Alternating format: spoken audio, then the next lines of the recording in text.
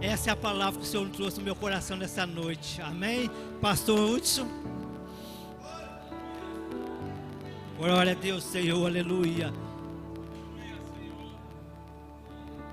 Aleluia, Senhor. Como é bom servir a Deus. Amém, meus irmãos? Maravilhoso saber que o Senhor tem cuidado de nós. Vamos ficar de pé. Hoje é noite de glorificação. Amém, igreja? Quem está feliz aqui dá glória a Deus. Você está feliz? O seu nome está escrito no livro da vida? Quem tem um nome escrito no livro da vida, dá glória a Deus. Essa é a nossa alegria. Sabemos que um dia iremos morar com Ele para todo sempre. Vamos abrir nossas Bíblias, livro de 1 Coríntios, capítulo 11. Vamos ler a partir do verso 23. Esta noite é noite de ceiarmos com o Senhor. O nosso Senhor está presente aqui nesta noite, para que nós possamos ceiar com Ele. Louvado seja o nome do Senhor. Todos encontraram? 1 Coríntios, capítulo 11. Vamos ler a partir do verso 23. Eu gostaria que você encontrasse na Bíblia, tá? É muito bom manusearmos a palavra de Deus. Amém? Vejo que todos encontraram. Aqueles que ainda não têm a palavra, pode acompanharmos aqui na frente. Mas é importante que você venha para a igreja e traga a palavra de Deus. Eu não vejo problema muita gente ler a Bíblia no celular, no iPhone, mas eu digo de todo o meu coração, eu prefiro ler aqui na palavra de Deus. Amém, meus irmãos?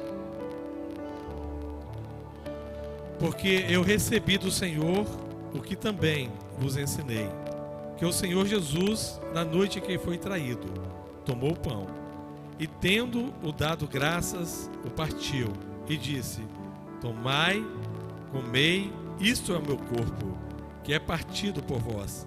Fazei isto em memória de mim. Semelhantemente, também depois de cear, tomou o cálice, dizendo: este é o cálice, é o novo testamento no meu sangue. Fazei isto toda vez que beberdes em memória de mim. Porque toda vez que comerdes este pão e beberdes esse cálice, anunciais a morte do Senhor até que venha. Portanto, qualquer que comer este pão ou beber o cálice do Senhor indignamente, será culpado do corpo e do sangue do Senhor. Examine-se, pois, o homem a si mesmo, e assim coma deste pão e beba deste cálice. Eu queria que todos juntos lêssemos o verso 28, amém? Vamos todos juntos ler?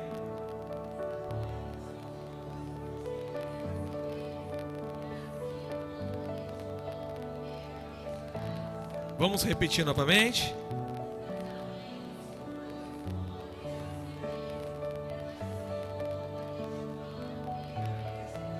Que Deus assim nos abençoe. Os irmãos podem se assentar.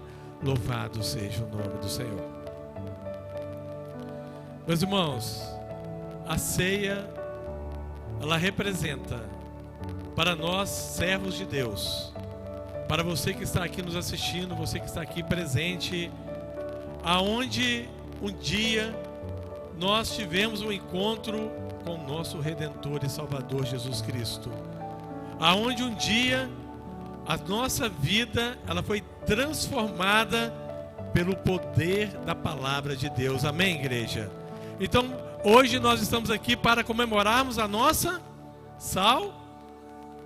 Você veio comemorar a sua salvação. A ceia é a comemoração para os crentes, para os servos de Deus, daquilo que é a nossa salvação.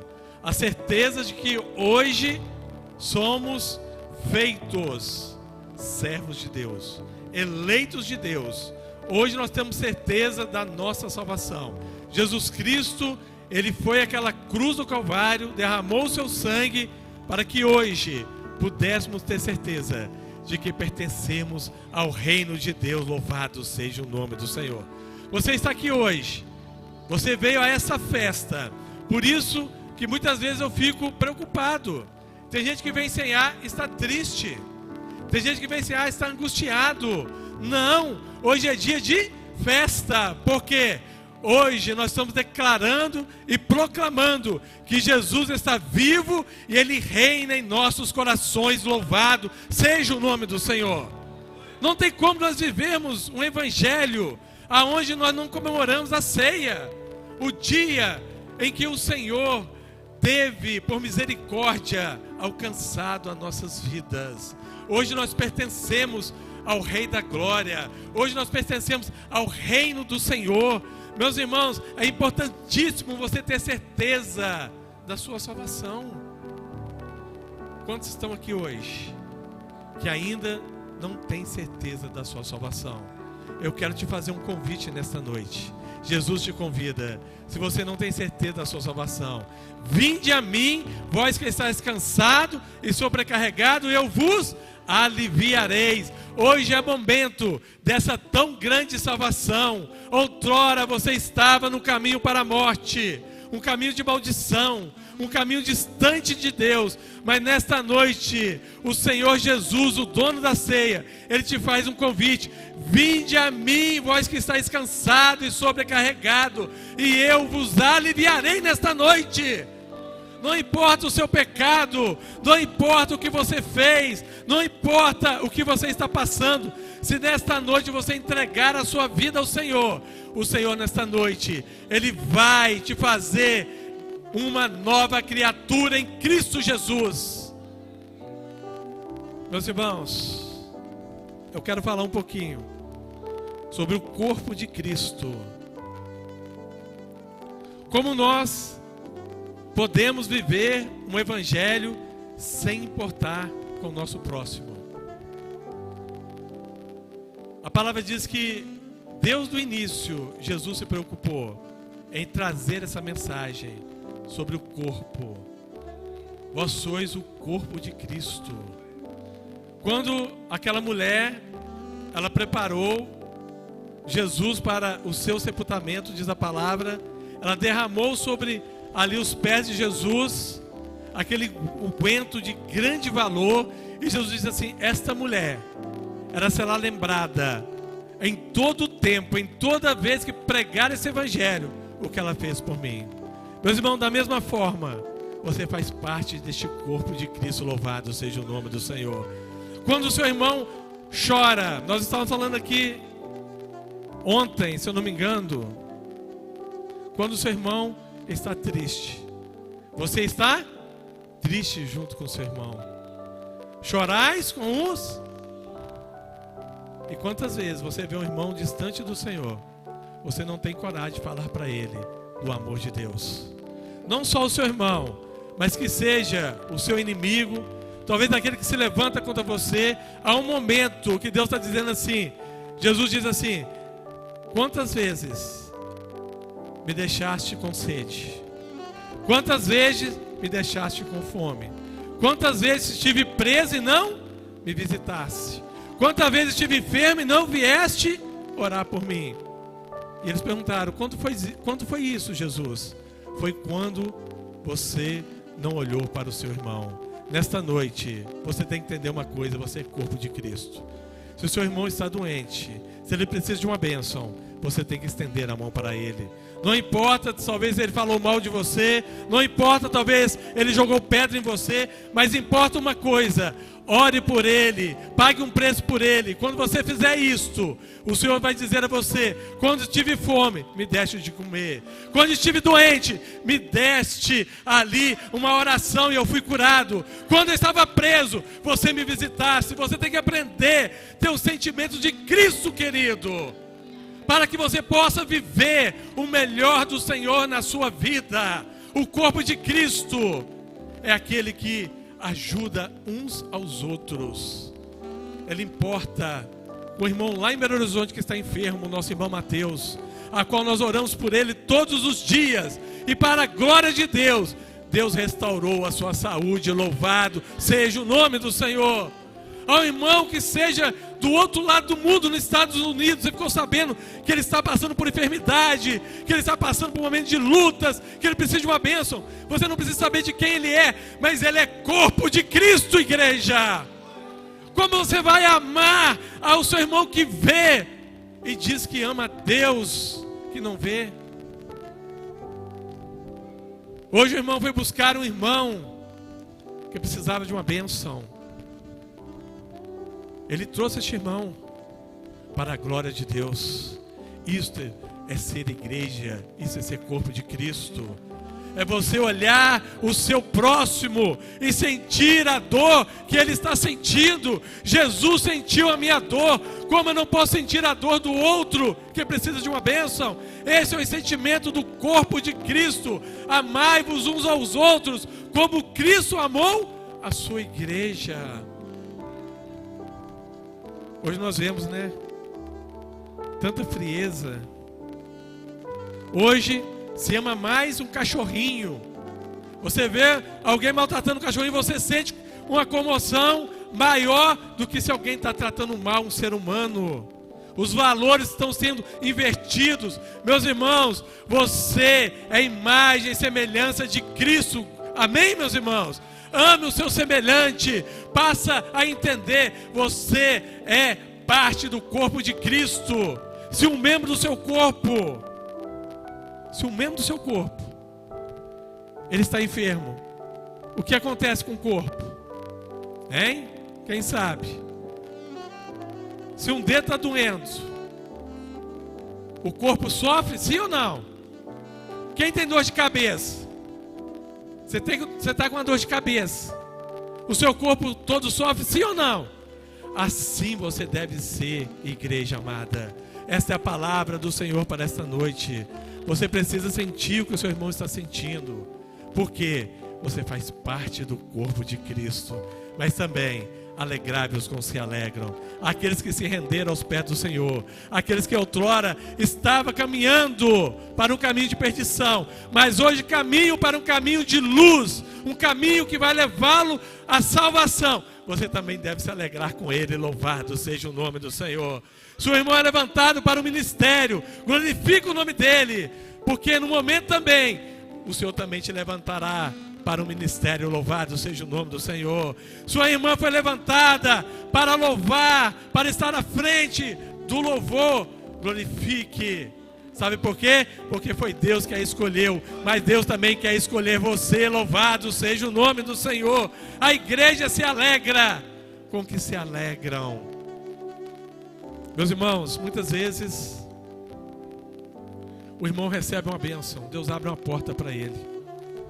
Seja um emprego, seja uma porta financeira. Tem gente que tem condições de ficar triste porque Deus abençoou o irmão e não o abençoou.